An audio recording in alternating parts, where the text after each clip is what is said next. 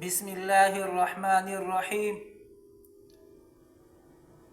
سیرت النبی صلی اللہ علیہ وآلہ وسلم کا سلسلہ شروع تھا، جو کہ ہم نے اس سے پہلے حضرت عبد المطلب کے کچھ حالات بیان کیے تھے، اور حضرت عبد المطلب نے جو نظر مانی تھی اور پھر اس نظر کو پورا کیا، جو کہ پورے 100 اونٹ عبد المطلب نے صفا و مروہ کے مابین نحر کیے۔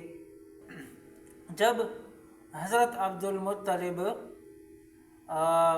اپنے بیٹے کے نظر سے فارغ ہوئے تو اب فکر ہوا کہ اپنے پیارے بیٹے حضرت عبداللہ کی شادی بھی ہو جائے، تو شادی کی فکر لگ گئی۔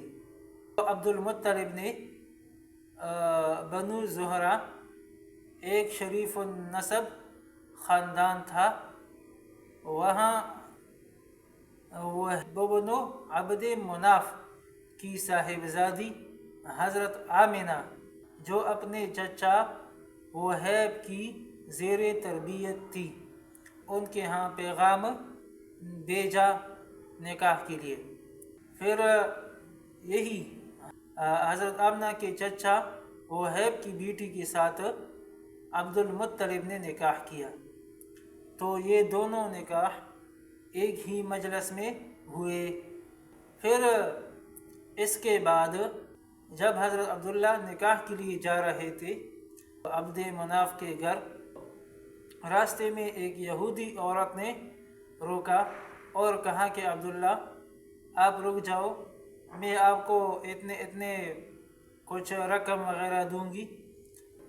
حضرت عبداللہ نے انکار کیا اور کہا کہ میں ایک پاک اور اچھا آدمی ہوں، میں ایسے حرکتیں نہیں کر سکتا۔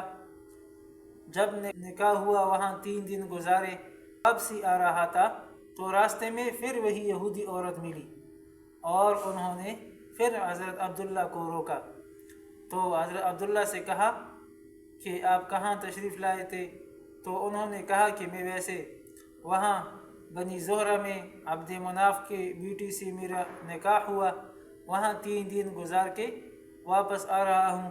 وہ یہودی عورت عبداللہ سے فرمانے لگی کہ جب میں نے آپ کو دیکھا کہ آپ کی پیشانی میں روشنی تھی، تو میں نے سوچا کہ یہ جو نبوت کا تاج ہے یہ میری جولی میں آ جائے۔ اس نے پہچان لیا کہ اس کے حصے میں نبوت کا تاج آخری نبی آئے گا، جو کہ پچھلی کتابوں سے واقف تھی، تو ان میں نشانات پڑے تھے۔